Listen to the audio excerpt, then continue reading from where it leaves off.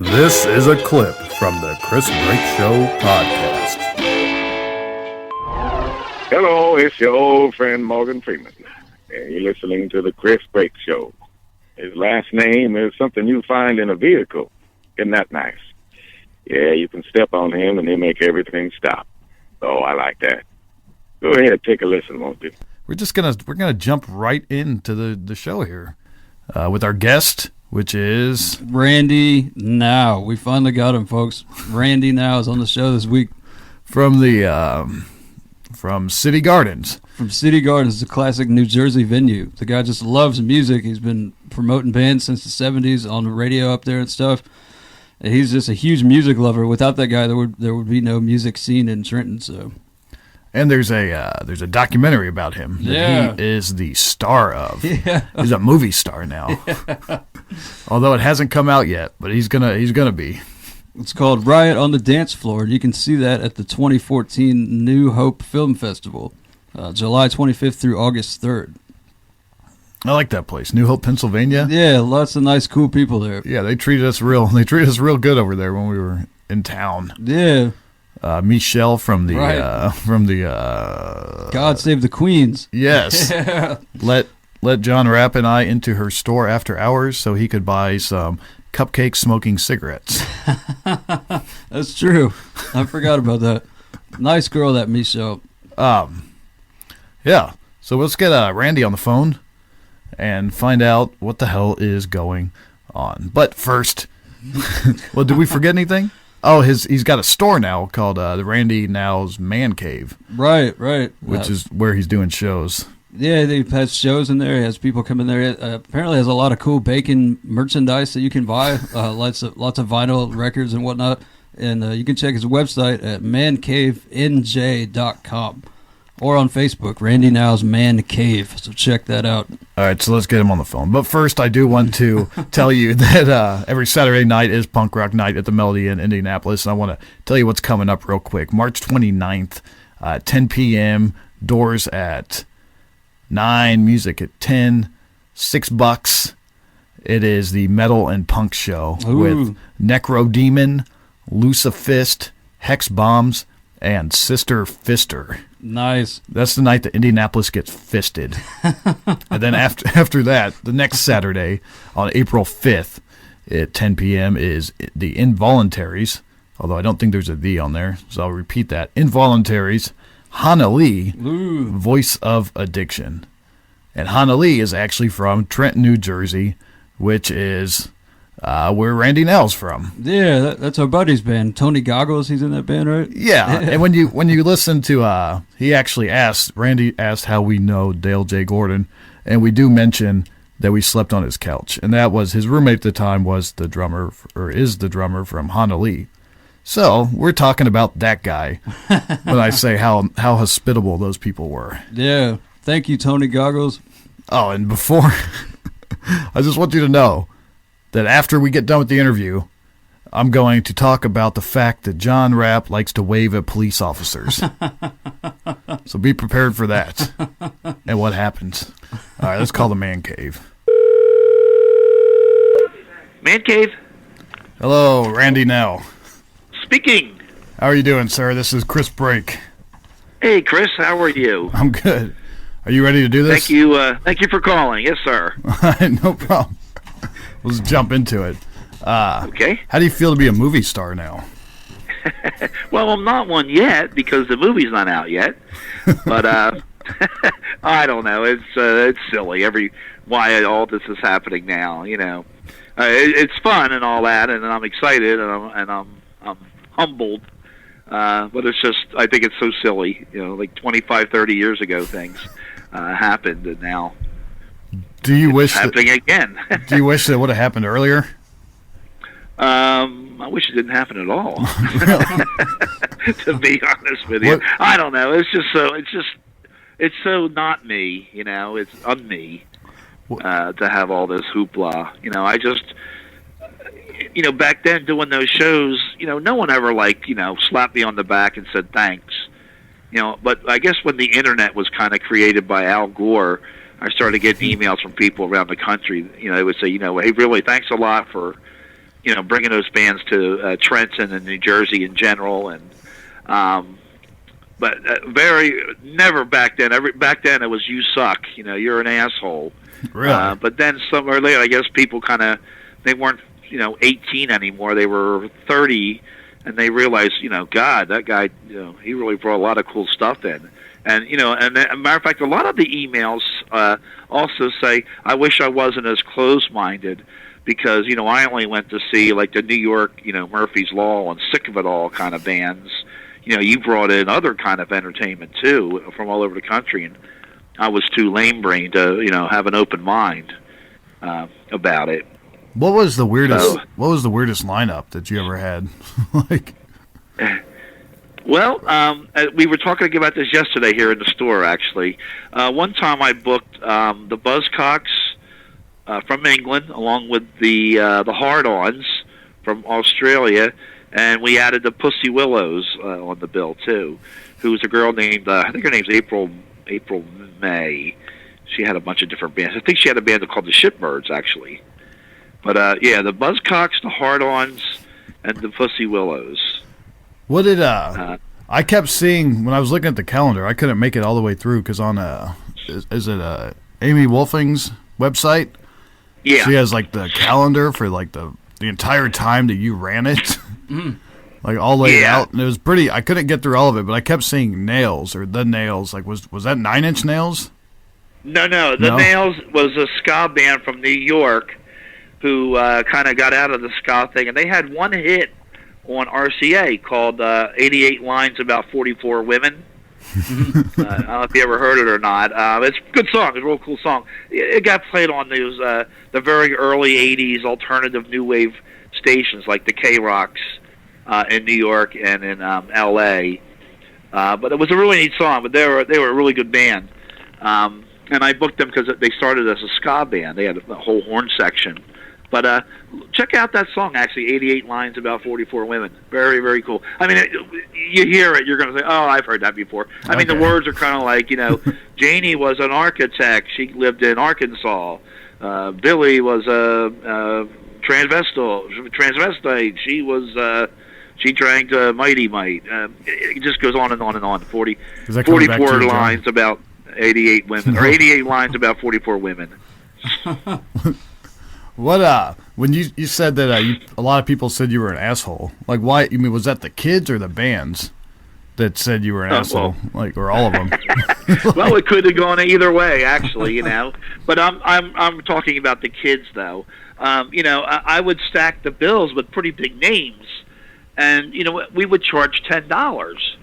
And at the time it was a little higher, maybe maybe other basement shows were $5, but they didn't have to have 10, 12 security guards for 1,000 people, and they didn't have to pay insurance, and they didn't pay advertising, to advertise in newspapers and to make flyers and to mail out a mailing list, with postcards. There was no free email yet. Each postcard. Whatever the postage was, 18 cents. I mean, it kept going up, 20 cents, 21, 22, 24 cents. Times 3,000 people, it got expensive. The expenses were always high. So we couldn't book smaller bands and smaller shows because we just, it was too big of a place and the expenses were too high to make it happen. So, they would bitch about an $8 ticket or a $10 ticket. And every once in a while, I would just prove to myself, really, that I would put 5 local bands on. And I never really did 5 bands in shows, because that way, 5 bands playing for 25, 30 minutes, I'd rather see 2 or 3 bands play for an hour or hour and a half, and then, run them up and down off the stage. That was my theory. That's what you did, right? You booked the shows, like shows you wanted to fucking see. Oh, yeah. I booked what I liked. I turned down Pearl Jam because I thought they sucked. Oh my God, dude, you're my hero. I did everything I could do to weasel out of the Pearl Jam show. You're my hero, like, no, man. I don't want to do what I said. I do too. I don't get it. I still don't get it. I know that Jack, the drummer's in the documentary. He speaks highly, but he wasn't in the band all the time too. But it's funny. I can remember they were so sure I was going to book them that they themselves put out a mailing list that said, we're playing, whatever date it was at Trenton City Gardens. And we had actually booked that date, a closed-circuit wrestling or boxing match. It was a big one, but it got canceled. And I'll never forget this. The agent called me the minute he knew that it was canceled. Said, now you got that date up and you want to do Pearl Jam? I'm like, no, I don't want to do them. I don't like them. Well, you could do it for $250. No. Matter of fact, I turned down the Smashing Pumpkins for $300. Not that I didn't like them, but that was because they were a $100 band. And to give a band $300 that's going to draw 30 people, I would have lost $1,000 on it. So I really I booked what I liked, and I like a lot of diversity, and the pretty famous show was the Black Flag Venom thing. I came up with that. There's a lot of other shows like that too. That was a good part of the documentary. But what advice would you have for local promoters when you're talking, like, how can we do this in Indianapolis? Because you keep talking about how you'd lose money on this or that, but when we were talking to Steve, the director of the film, he was saying that the way you ran it was like, kind of a balance to where, you wouldn't just focus on one show. You just look at it the way you would any other product, and like, you'll make money, you'll lose money this bill, but make money the next bill, and just get the bands in there you wanted to see. Like, very true. And also, what you had to deal with, like Agent Joe Blow, he's got Poison Idea, which really at the time nobody gave a damn about. But if you want to book Green Day, you got to do Poison Idea. That was thrown on me too. And so, for working the Poison Idea show for 100 people, and then really, taking a hit, my reward was a Green Day show. The agents are trying to get new acts started out there in the world. So, me being one of the higher level promoters, it was my responsibility to help them break these bands, including even the Pearl Jam. That was when they were still unknown, or the Smashing Pumpkins. When you got started, Randy, what made you start? Like, did you have a scene in Trenton, New Jersey, before you started, or did you start booking bands because you needed to bring in bands, needed to start a scene, or how did that start? Well, I used to play drums in a band, and we were a cover band, but we were a new wave punk rock cover band, and I'm talking 76. So we were doing early Ramones, Buzzcocks, Ian Dory, Nick Lowe, Dave Edmunds, a lot of the Stiff Record stuff. Okay. But we were playing in the bars that wanted to hear ZZ Top and Led Zeppelin. So we got the old "You Suck" chant from them. I mean, I would introduce a song like, here's new ZZ Top, and we would break into Planet Claire from the B-52s, and then, you suck, there's no ZZ Top, you suck. And then I became a DJ, and the same thing with the DJing. I'm playing in these, there was almost like a country western bar called the Central House, and I would say, here's the new Queen song, and I would throw on, Sloppy by Devo from the first album. and they would be pissed off. And I remember one time DJing that these there was a speedway, a dirt track, racetrack, right next door to this bar, which was pretty blue collar and country western.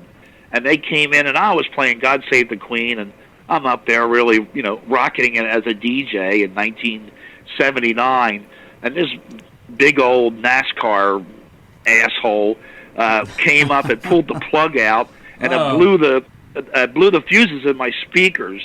And I turned around, and he was 6'3" and could kill me. And I said, "You're an asshole." And and I'm surprised he didn't hit me. But I'd been spit on, and I've been strangled, and among the best. Who strangled you? Oh my God! And it's funny. Here we are again. I was talking about this last night. One of my old bouncers came out, and I had a show with Jonathan Richmond last night here in town. And we were talking. I said, "John, do you remember the time that guy started strangling me?" And it was almost like a it was almost like a cartoon character. My tongue, like, and my ears and eyeballs were like popping out of my head. This guy really got his finger, like his index finger, right on my whatever, my Adam's apple larynx or whatever, and I couldn't breathe. I was like, and a couple security guards just pulled them off, and I don't even know what set them off. It was a calm night, and everything was done. We were going home, and all of a sudden this guy came up, and man, he started strangling me, and I was like, ugh! And I'm telling you, it was like one of them cartoon characters of like the cats with their eyeballs popping out of their heads. I couldn't breathe, and it really hurt.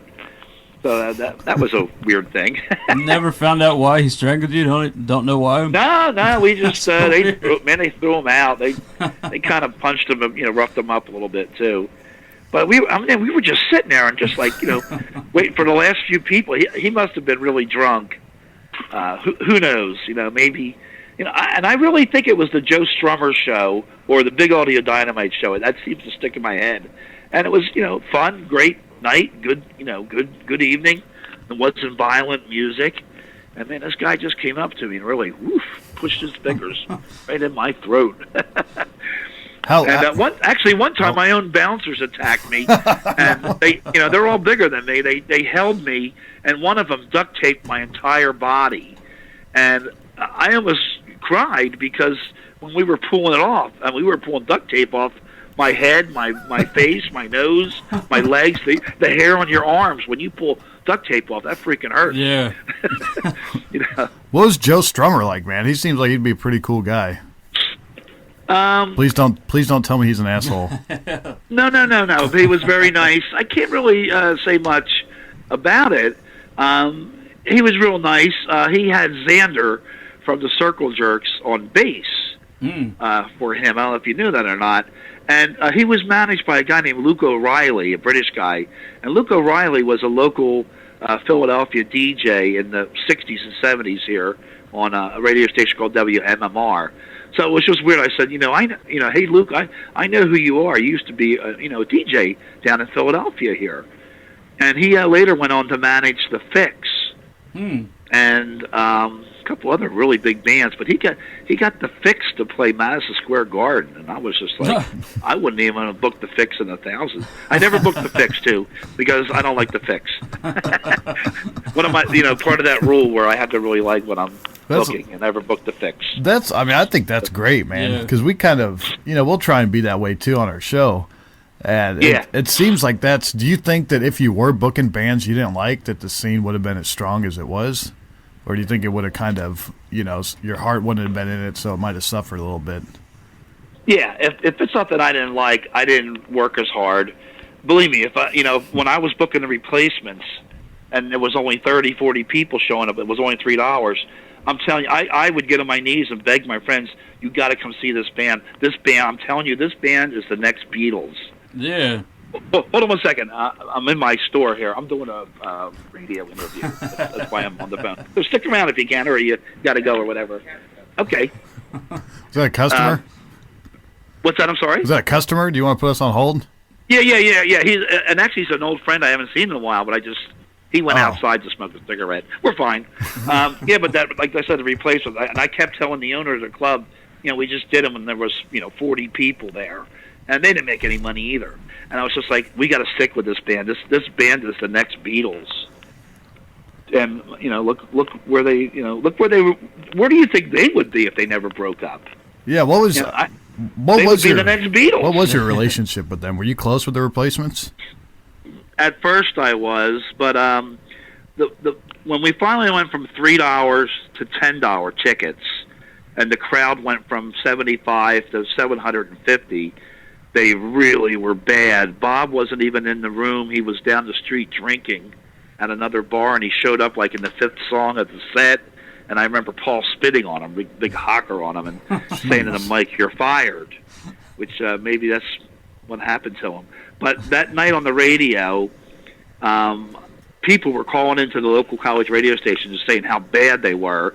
And I can remember sitting at the bar with Paul, and he was drunk, and he was munching on these hot dogs we had, and people were coming up to me and demanding their $10 back. And, you know, they sucked. And I said, well, don't talk to me. Here he is right next to me. You tell him how bad he sucked. But I went on the radio that night after I heard all these people. I called in.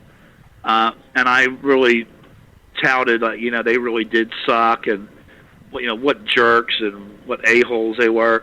But the problem was they were in their van driving to the hotel listening to me. So Paul and Tommy will never play a show for me. Wow. And supposedly the song Shooting Dirty Pool is kind of about me. Really? Oh, no. If you know that song, yeah. It's on Pleased to Meet Me, I think. So so that's there's a story for you. Can't be friends with everybody. Yeah, you know, it's a shame. I'm sorry, I know you just asked a question, but, you know, it's a shame. I probably, in the film and in the book, I probably didn't tell the best stories.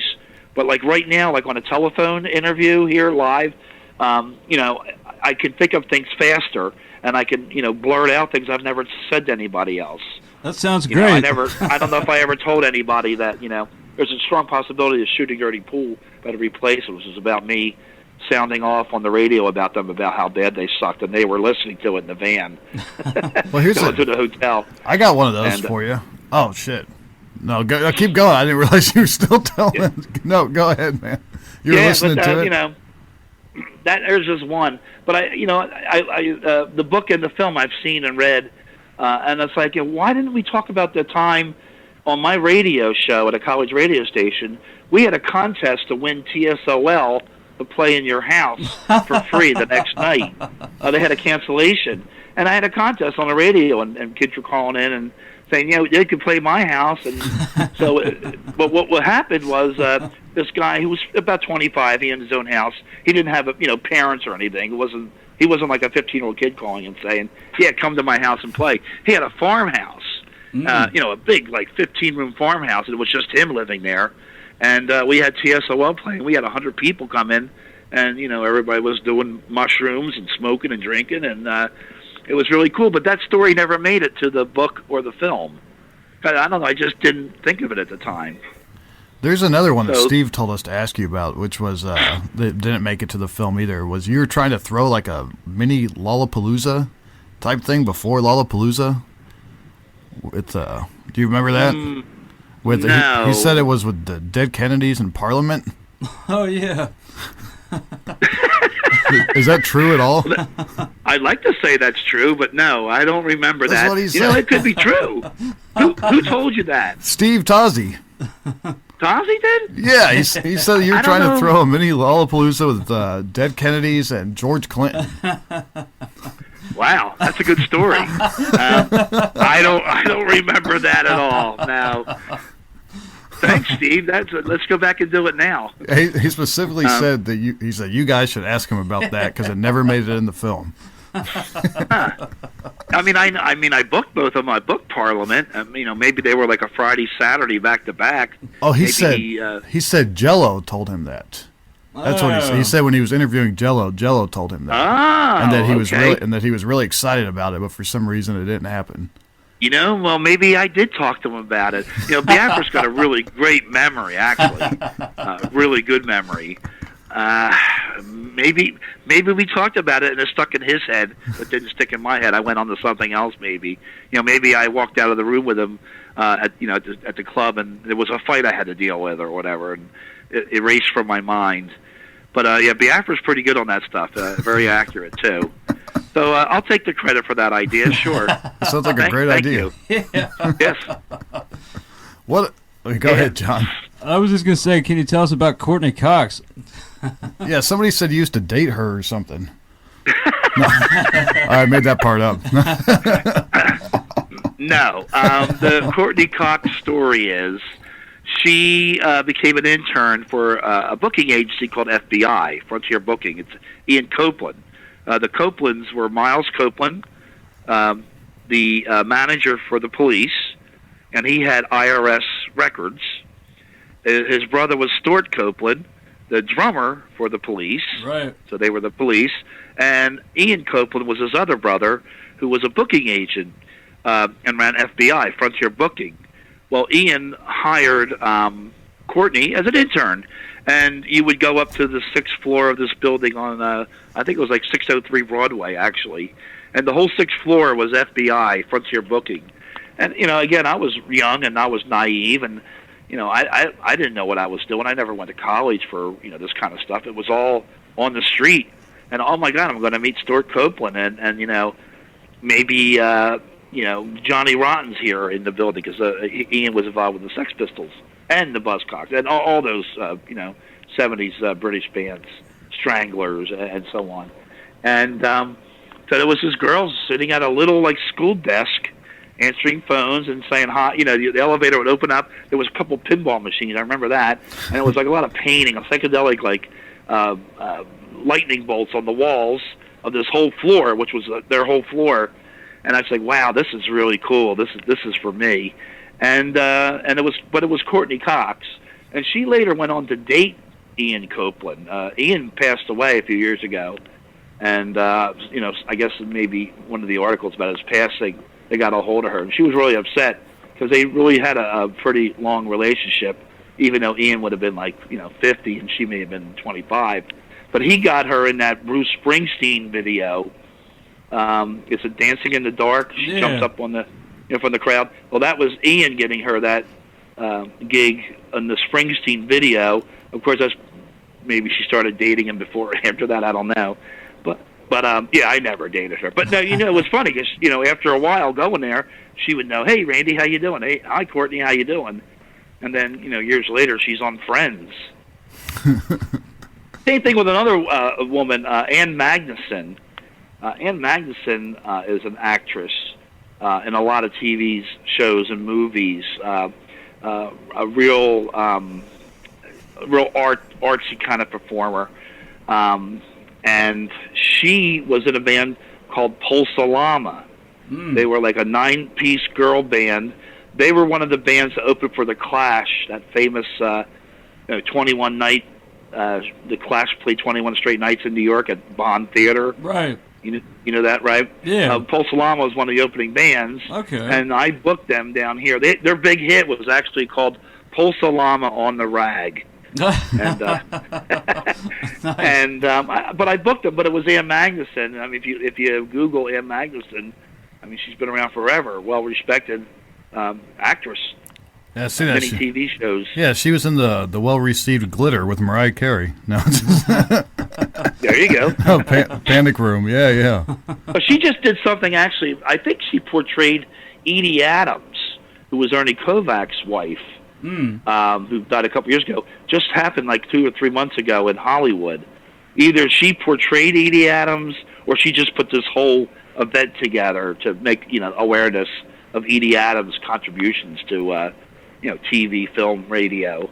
Edie Adams was in the movie It's a Mad, Mad, Mad, Mad World. She was the main female character.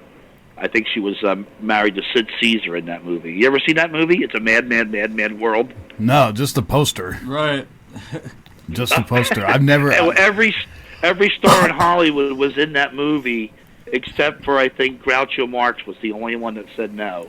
I mean, even the Three Stooges are in it. And that was her first film actually after her husband Ernie Kovacs died in the car crash. But yeah, Ann put this show together or portrayed her just recently in Hollywood back in February. But there you go. Yeah, Courtney Cox. I dated Courtney Cox. Yes, I did. She doesn't swallow. Okay, how's that? That's a nice juicy tidbit. Thank you. What's better than a 10? What? 7 that swallows. And that was kind of respectful. I don't know if that'll make it or not, but that was kind of respectful dirt that you said about her. She doesn't swallow, Yeah, right. On first account authority, she doesn't swallow. No, I'm kidding. I'm just being funny for you guys. Hey, we're gonna get Dale on the phone real quick. Okay. And just ask you Is he in Trenton, New Jersey right now? Yeah, he sure is. He's actually at work. Okay. Okay. He's just like you. And he's going to step out. Always working. Yeah.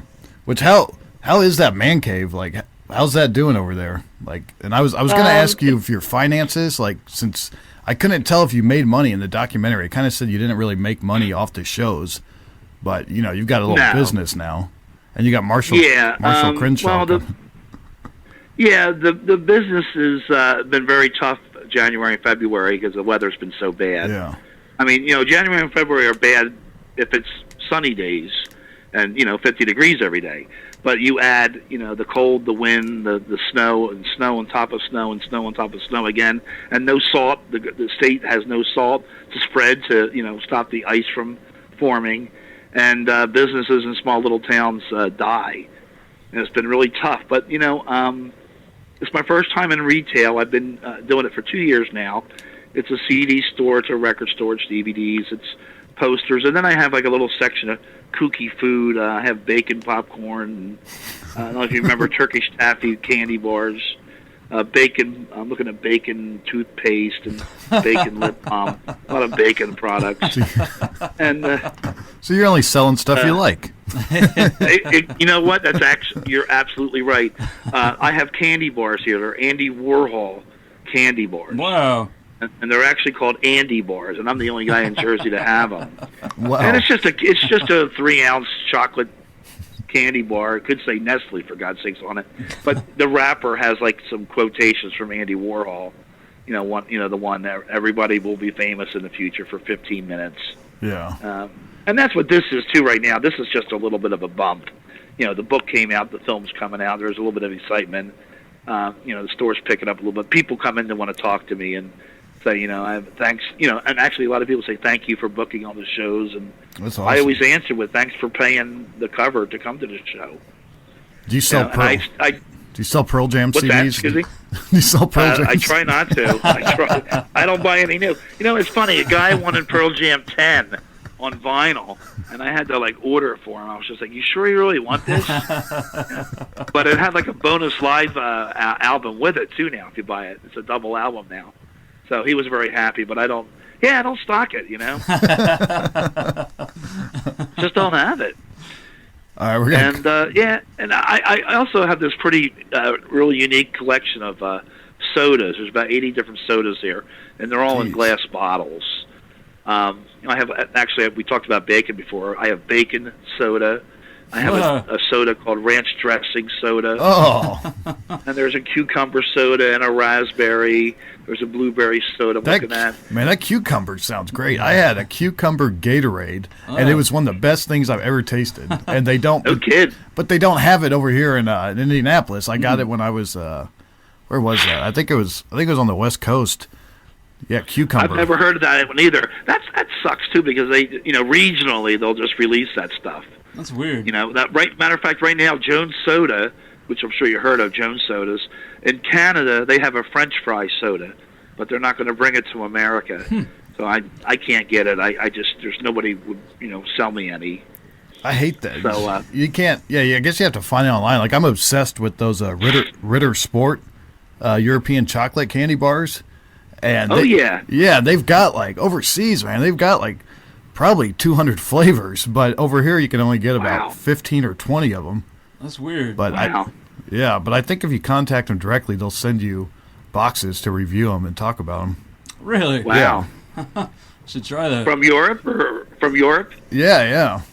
I've seen. Well, I get Jolt Cola here. Remember Jolt Cola? Yeah. In the 80s, and I have to get it from some guy in Minneapolis. And he couldn't ship anything all winter because it was so cold it would freeze and break.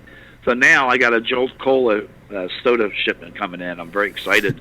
That's crazy. Their slogan. Remember their slogan was twice the caffeine and all the sugar allowed by law. That's what Jolt Cola is. Allowed by law.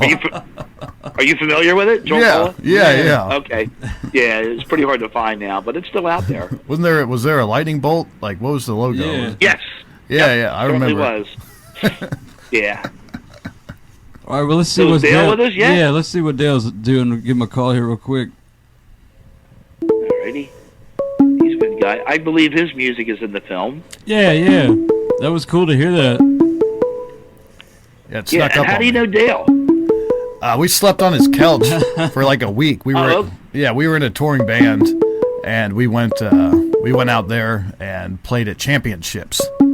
And he was on the bill with us, and we were also playing in Brooklyn, and we played at John and Peters and all that. And so while we were out there, he let us sleep on his couch like the whole time. So every night we would come back to Dale's house. Back to Trenton. Yeah, we leave our shit there, come back to Trenton. Yeah. Wow. It was pretty cool. It was real nice guy. That's the only reason why we know him, is because he just that's funny. Well, I've done that too. I used to tour manage bands, and slept on people's couches and floors and kids' lofts. And I remember being with Guar in Milwaukee, and it turns out that the kid that was promoting the Guar show in Milwaukee is now the drummer for a band called the Zombeatles. And also he's the U.S. guitar tech for Robert Fripp. Wow. Robert Fripp, 21st century schizoid man. hey now. Is Dale with us? There were no obscenities in that. Yeah, There was no what? That's Dale. Oh, Chris said, hey now, like I cursed or something. Oh. Yeah, Chris, How's it why'd you going, say hey y'all? now? He said, "Hey now." Yeah, you said "Hey now." I would never say "Hey now" here, because I kind of look at that as Howard Stern's official phrase. Like I can't say "Hey now" on this show. Yeah. Hey now. Chris, Hank. don't tell the secret. Yeah. So, are you guys bombing this interview like always, or how's it going? It was going pretty good. It was going pretty good till we got you on the phone. We wanted, That's right. but And I said, hey now. we're you guys are both in Trenton, and that's like I wanted to know the difference between Trenton 30 or 40 years ago and then now. Like what is there a scene? Like what's going on over there? Like, Yes. There is a scene. I knew this was what was going to happen. Okay, Randy, is there a scene? Yeah, there is a scene.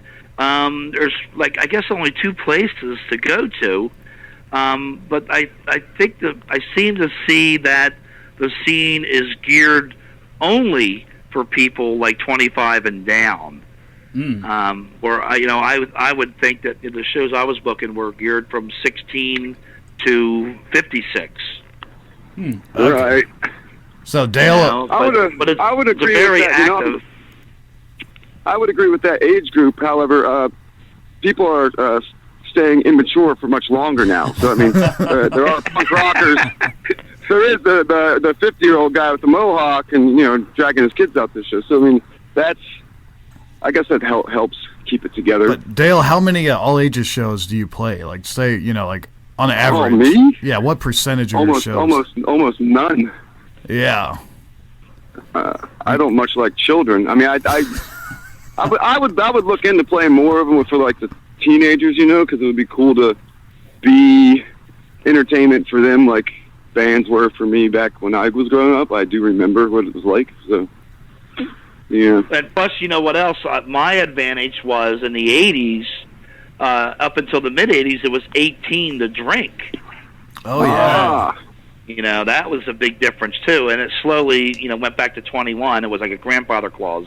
But again, and then back then, you could be 16 and falsify your driver's license and say you were 18, and you were in bars drinking at 16, and nobody cared, nobody bothered you. But Right. now it's a whole different story. Yeah. Well, Jersey But, has. I look at like in the film. I had a general idea of how much went on there, but I didn't know the entire scope of it. And I see that and know the resources that you had and other bookers had back then, and see that you seem to do more with it than this generation, who has constant accessibility to one another across the country, even, or in the world, and sometimes not as much gets done. Not even a fraction of it. True. Now instead of coming out to the show and actually getting in the club and sweating and watching the band, your buddy makes a band and you just feel obligated to like this on Facebook, and you'll never go to a show or buy a CD. And you want the music for free too. The bands are giving the music away for free. Right. Download this song. This is our brand new song. We just recorded it yesterday, and here it is for free. Hit this button. Right. How are bands surviving nowadays? Like, it's changed so much since back in the 80s and 70s. How do bands get by anymore? Well, it's slowly just become it's not a real money-oriented industry now. It used to be because you needed the physical copy of the music to hear it, especially if it was never played on the radio. So that's the appeal in it for me. I mean, there are bands that I love across this country that I'll never hear on the radio, and I'm glad, but I've got their record and I just put it in and it pushed play, and it's my little treasure, Right. Right. And speaking of radio, they don't really have the college radio stations anymore like we had it. We couldn't play a Bruce Springsteen song, but now I listen to even Princeton University, and I hear disco. Wow. I hear crap. Yeah. I hear Dale got banned. Taylor Swift. Dale got banned from Princeton. That was how you got your start, right? I mean, if I remember in the film. Was it? Well, it kind of went hand in hand, Oh, doing the parties or doing the show, DJing at shows, and then that led into radio, right? Well, no, the DJing in the clubs led to me going to City Gardens looking for a DJ gig, but then I kind of said, well, I have some friends who play music and it's original music. Let's give them a shot. And then radio came a little later. Okay. But it made perfect sense, the sequence. Dale tried to get his music on Princeton radio. That didn't turn out too well for him, though. No, that's a whole other story.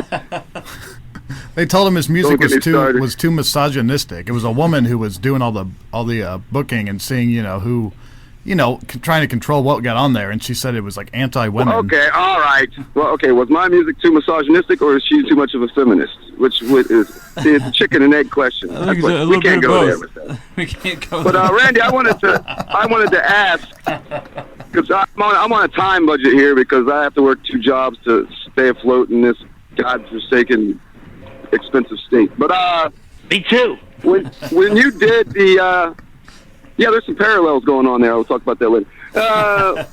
When you would DJ at the clubs, I mean, basically you had to bring the crowd, right? So your friends came out because they knew you played interesting stuff that they didn't get to hear all the time, and that was right. kind of the impetus to fill the place up. Yeah, and what happened also, DJing songs then, there was no rule book, there was no sheets to go by. The music I was playing wasn't on the radio, so I couldn't say, I'm going to play this song because I heard it on the radio and it was good. I was the one that had to go out and find it. Right. You would play something they knew, and then you'd throw something brand new in. They were already out there on the floor. You would just try to mix it together where, you caught them on the hook or whatever, the beat, and made them stay out there and dance. And I mean, I did it 1,000 times. It's funny now, these DJs, do these like 80s new wave flashbacks, but everything's already been written out. They already know what songs are good and bad. We didn't know that. Right.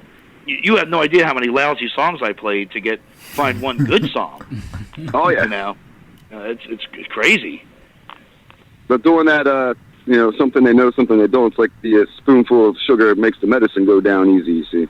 Right. Hey Dale, did you know that I dated? They don't like it. Hey Dale, did you know that I dated Courtney Cox? No. When was that? Neither did I. That's what Chris told me. There's also going to be that's a good rumor. Well, I don't know how long ago that was, but make sure you get all your records back because every chick I've dated, I've lost a lot of good stuff. They never give the records back. Oh yeah, I hear you. Hey, you know what, guys? I got to kind of run because I'm in my store. Hey, can I ask you one? Can I ask you one question here? Sure, John, absolutely. All right, one last close up here. John sent out a bunch of messages to Facebook people to see what they would want us to ask, and Mike Holman says he wants to hear your take on Keith Morris taking on the Skinhead Wall of Death. Yeah, tell us about the Skinhead Wall of Death. Guys, I'd love to keep chatting, and I'll listen to this later. I've got to run back into the hellhole. All right, see you, Dale. Thanks. See you, Dale. Talk to you. All right, I'll be at the store sometime soon. Bye-bye. Okay, thank you, buddy. Dale comes in and steals all my Captain Beefheart albums. So I save them for him. Keith Moore's versus the Skins. Well, he had the microphone on the stage, and this is at a peak of like AC Skin dome, and he just said, I'm Jewish. Maybe a lot of people didn't even know Keith Morris was Jewish up to that point. Wow. I'm Jewish, and I don't dig what you're saying. But you have the right to say what you want to say. And I think I actually cut it off. I got it in the middle, and I just said, this isn't Geraldo Rivera. Let's just play some music and have some fun. And it stopped there. I don't know what anybody else's take is on it. Did Keith say any more about it, or? No, this was he from. He did confront him. I remember that. He took him on. Nah, Keith didn't ask. This was from Mike Holman. He just says, "Can you ask him about his take on Keith Moore's taking on Skinhead Wall of Death? That would be cool." Yeah. That was pretty much it. All right, Randy. Thanks a lot for doing the interview. Yeah, I'm sorry. I gotta. We did 45 minutes, and my phone keeps beeping too. I don't know if you hear it or not. Yeah, no, we don't want to stop you from running your business over there. I'm looking actually right here in front of me. Someone just brought in a Boy George doll in its original box, and you laugh at that, But we looked it up, and it goes for $200. Wow! So, and I think I'm going to give her $5 for it. No, I'm only kidding. But yeah, it really goes for some good money, and it's a beautiful box. It's in great shape. So if you're looking for a Boy George doll, excuse me, my voice cracked, mancavenj.com. That's the Man Cave store, mancavenj.com. And you guys are good. I know you're in Indianapolis. I asked you on an email, get me in touch with Sloppy Seconds, but it looks like their tour's already booked now, and so I can't get a gig with them. But weren't you friends with BA or something? Yeah. We sent him an email. He never got back to us, so we can poke around on that and try to get him in contact with you, though. Yeah, or send me his email. Okay, yeah, I'll send you BA's email address. I had a quick TV show, and I remember Sloppy Seconds sent me a video of one of their songs. I can't tell you which one it is, but I think Steve had sent me, the drummer, had sent me the master copy, and it never got back to them, and they never had a copy of it again. And I don't have it either. So maybe they're pissed at me, You can't do everything right, Yeah. You try, but all right, guys. Hey, you real good. I would like to hear this in the future, and I will be able to alert all my people too. All right, yeah, we'll send it to you. Okay, when will this be available? Probably tonight or tomorrow morning. Okay, because also Amy Beth Yates Wolfing, the main author of the book No Slam Dancing, No Stage Diving, No Spikes, is going to be on Jon Stewart's Daily Show Tuesday, March 25th. So there's something to look forward to. Yeah, we were I'm hoping. sure it won't be as good an interview as this one was. But, Why aren't you gonna? Well, I know you're trying. Why aren't you gonna be on the Daily Show? I don't know. I wasn't asked. Oh. But my phone keeps beeping, and whenever it keeps beeping, I get nervous that there's something happening somewhere in my life. So let me fly, and you guys are great. And thank you so much, and keep in touch. All right, have a good one. Thank you. Hey, get BA's email for me. Okay. Okay, guys. Randy. Thank you very much. Good job. You did a good job. Thank you. Bye. Bye-bye. All right, that was Randy Now. What a great guy. Great guy. Great storyteller. Go to his shop. I'm sure he sounds like he's got some crazy shit in there. But like I told you, we were going to talk about John Rapp's obsession maybe with waving. John, why do you wave at police officers? Because it's like it lets them know that, like, hey, everything's okay over here. Like, I'm waving at you. Do you find you ever get weird looks, or do they wave back? Sometimes they wave back. A lot of the time they just look the other way and then like drive. But it seems to be a good way to get them off your back. If you make contact with somebody in another vehicle, I just like to wave at them. It's like, hey, I'm okay. Hey. I don't know. I just that's what I do in regular life. That's my response. And yeah, you do that. I know we were at the gas station the other day, and you just waved at normal people, civilians. You just wave, even you'll walk by someone. You won't even be in the car. You'll walk by someone and wave. Yeah, I like to wave at people. If you make eye contact with somebody, it's friendly to wave at them. That's what I feel. I don't know how other people take it. Some people do the heads up, the sup, or the head nod, like the cowboys. Or I feel like that gets lost in translation. Sometimes they can't see the nod, or it's like, oh, did that guy nod at me? What's he doing? I saw these two kids on a moped the other day, and there was a guy. They were getting on their moped, right? Both of them, and on one moped, and then there was another guy walking out past them, right? And you waved, right, at all of them. Yeah, and they just. All three of them just looked super confused, and were got turning around like, is he waving at me? I'm like, they just had no idea. I don't understand the whole waving thing.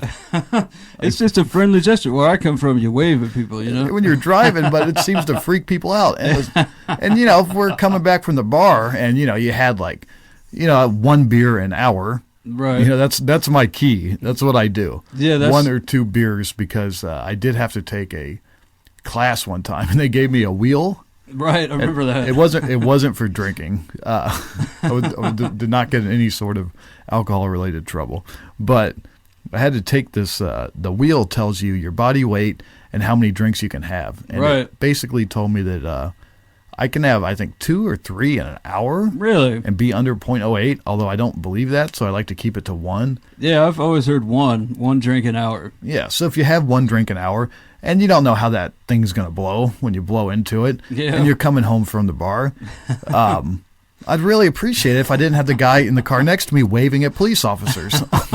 Well, in my head, it makes it okay. It's like, hey, Chris, it's okay. I waved at that guy. Everything's all right. But you think, and you probably have a good reason to think that it might deter them or might cause them to pull you over. Yeah, I don't know. Well, okay, so I Googled. Yeah, what did the internet say about waving at cops? I Googled waving at police officers. And once I got through this whole series, apparently there's a video where a police officer gets hit by a giant wave. I didn't watch it because that's not what I was looking for, but I'm sure it's funny. But once I got past that, I actually found an article. This happened last year, 2013, in Evansville, Indiana. Okay. And it was about a African-American man. Oh, that's a different story. Yeah, okay. He's a firefighter. Okay. And he was on his bicycle, and he saw a police car, and since he's a firefighter and he recognized, he knows police officers, right. He waved. Right. They thought he flipped them off. Oh. This is according to him. I'm gonna say allegedly. This is according to him. Oh man. And yeah, they thought that he flipped them off, and they came over and started questioning him, and he didn't think he did anything wrong, because even if you do flip somebody off, what's the problem with that? Right. But this guy waved at the police officer, and he ends up with a taser in his face. No good. And the cop's saying, "Do not make me pull this trigger." Just for waving. Just for waving. But I'm sure he probably was. They'd call it resisting arrest. Yeah. Whatever the fuck that is. But he did end up in handcuffs after that. He did not get tased in the face.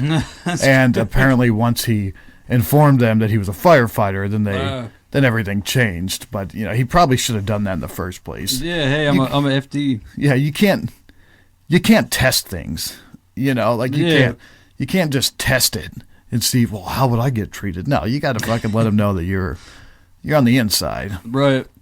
And who knows, maybe he did flip him off, but he waved and almost got tased. I hope that when I do wave at people, they don't think I'm flipping them off. Yeah. I never thought that. Well, you do a pretty hi-ho jolly wave, you don't do one of these, right. Like the single hand up and then draw back down. No, it's up there for a while. Yeah, and it goes back and forth pretty rapidly. So I think we're going to wrap this up. Thanks for sticking around. Be careful waving at police officers. Be careful. If you're with Chris Brake, don't do it. Yeah, I will ask you to not do it. As John knows, I'll say, please, when you're in my vehicle, just do not wave at police officers. It's kind of a hard habit to break, but after a while you get used to it. We want to thank We do. Indy In Tune. Big thanks to the Indie In Tune, the Darren Snyder over there. Yeah, although I don't think he says don't say his name, not to us. Really? One of his blogs or his posts, he says, like I guess he walked out of or maybe it was on the radio. They were doing a live broadcast. That's where I heard that information.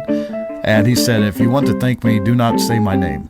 Oh, sorry, man. Sorry, buddy. I guess he doesn't like people calling attention to him when he's at the bar. Oh, okay. And they're like, and Darren Snyder, the face of Indianapolis radio, and he just turned around and walked right out.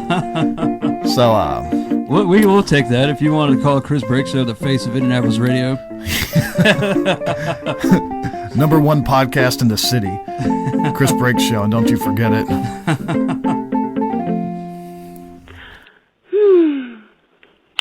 Okay, thank you very much. I hope you play it, and I know this is recording, and I hope you play it. Okay, see you guys. From the Chris Brake Show podcast.